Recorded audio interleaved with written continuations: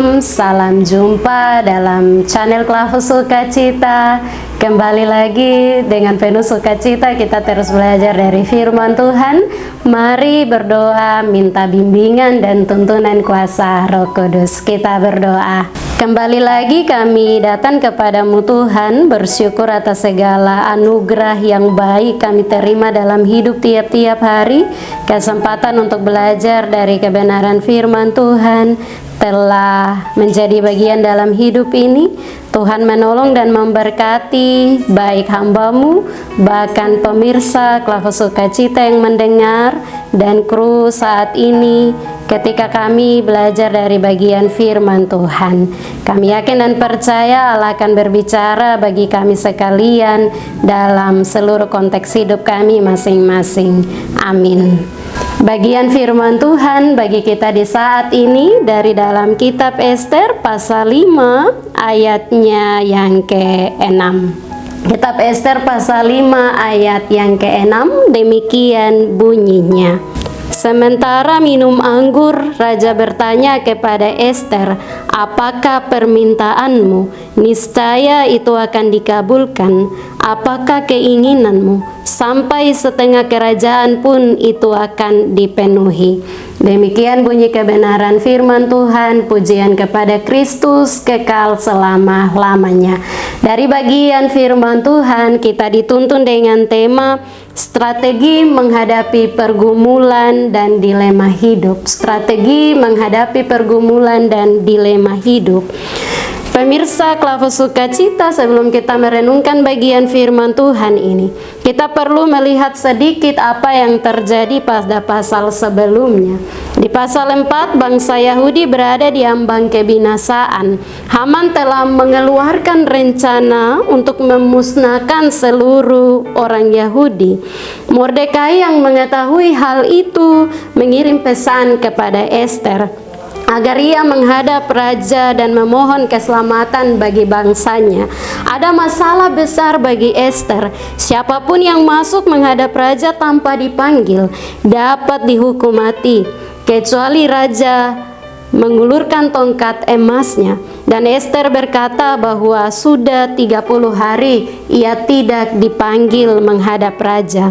Mordekai mengajak Ester untuk melihat hidupnya dari sudut pandang pemeliharaan Allah. Siapa dirinya, latar belakangnya, status dan kedudukannya sebagai ratu adalah bukan suatu kebetulan, melainkan merupakan penempatan Allah untuk menyelamatkan banyak orang. Pemirsa Klavus Sukacita, di dalam menghadapi situasi yang mencekam, Ester mengajak Mordekai dan seluruh orang Yahudi yang berada di Susan untuk berpuasa. Walaupun tidak ada kata doa dalam firman Tuhan ini, tetapi tradisi Yahudi, puasa selalu disertai dengan doa dan kerendahan hati di hadapan Allah.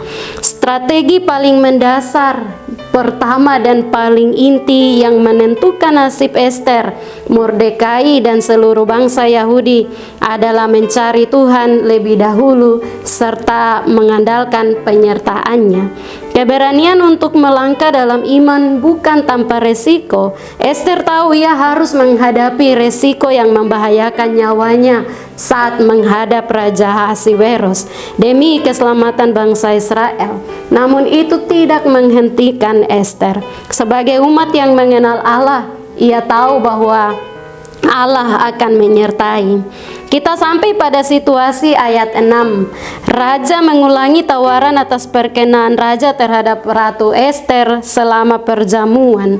Ia ingin tahu apa permintaan Ester sebenarnya. Raja tampak bersemangat untuk memberikan apapun yang diinginkan Ester. Ungkapan bahwa setengah kerajaan pun akan kuberikan mengungkapkan kemurahan hati yang luar biasa. Walau demikian, Ester tidak langsung menyampaikan permintaannya. Di samping raja ada Haman, orang nomor 2 setelah raja, yang merencanakan kejahatan itu. Hikmat Allah bekerja melalui Ester, sehingga tahu jika Ia langsung menyampaikan bahwa Haman merencanakan kejahatan terhadap bangsanya.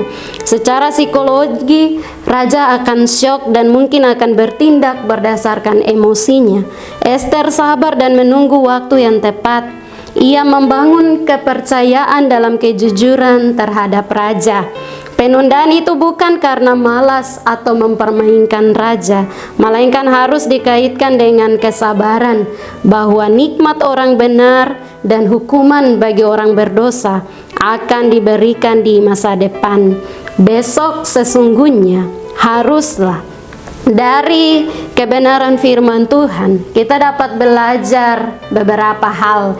Yang pertama, pemirsa, bahwa dalam menghadapi gumul hidup, persoalan dan tekanan hanya satu saja bagi orang percaya, yaitu mencari Tuhan lebih dahulu dan melibatkan Dia, membiarkan Allah terlibat dalam segala gumul hidup kita, saat senang, kesulitan, bahkan lebih saat bahaya mengancam. Tuhan mau kita membiarkan Dia bertindak saat kita mencari Dia. Tuhan selalu berjalan bersama kita. Hanya kita yang kadang mengandalkan kedudukan kita sebagai ratu, kenyamanan di istana. Kita pikir itu akan menyelamatkan kita. Sekali-kali tidak. Hanya Tuhan saja yang mampu menyelamatkan kita. Keselamatan pribadi dan suatu bangsa hanya bisa dikerjakan oleh Tuhan. Tidak ada kekuasaan manapun yang bisa menyelamatkan selain Tuhan semata. Biarkan waktu Tuhan yang terjadi. Itu bagian yang kedua. Biarkan waktu Tuhan yang terjadi. Tuhan melihat dan mendengar apa yang kita manusia tidak lihat dan dengar. Ia Maha tahu apa yang akan terjadi di masa depan. Selamatkah atau untunkah, hanya Tuhan yang tahu. Ia adalah Allah yang menembus waktu. Mari sabar menanti. Sabar menanti walaupun rasa-rasanya sudah begitu terdesak sekali. Sekali lagi mari sabar, sebab Allah tahu apa yang kita tidak tahu. Rencana keselamatan Allah bagi setiap pribadi keluarga persekutuan itu sempurna. Karena Ester memilih untuk bersabar, malam itu raja tidak bisa tidur. Karena itu ia meminta dibacakan catatan sejarah dan menemukan kebenaran tentang Mordekai di sana. Ini mengubah situasi secara total. Bagian yang ketiga, berkat orang benar dan orang yang jujur serta ganjaran bagi orang berdosa akan ditentukan pada esok hari. Ini menunjuk pada masa atau waktu eskatologi. Suatu saat pilihan hidup kita akan membawa kita menerima konsekuensinya. Jangan hidup jadi orang jahat. Jangan merencanakan kemalangan bagi orang. Jangan membenci bahkan iri hati terhadap orang.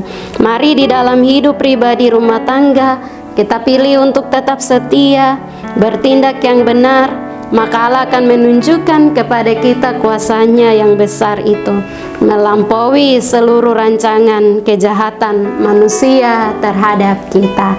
Tuhan memberkati kita lewat kebenaran firman-Nya di saat ini.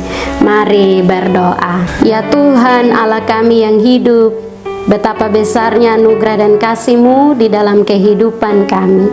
Ya Tuhan, kami bersyukur dan berterima kasih lewat firman Tuhan yang telah kami pelajari bersama saat ini, memberikan kami kekuatan untuk selalu hidup, menantikan, dan melalui seluruh hidup kita dengan strategi yang benar, agar kita mampu menghadapi seluruh pergumulan dan dilema kehidupan. Tuhan memberkati seluruh hidup pemirsa yang mendengar di mana saja berada.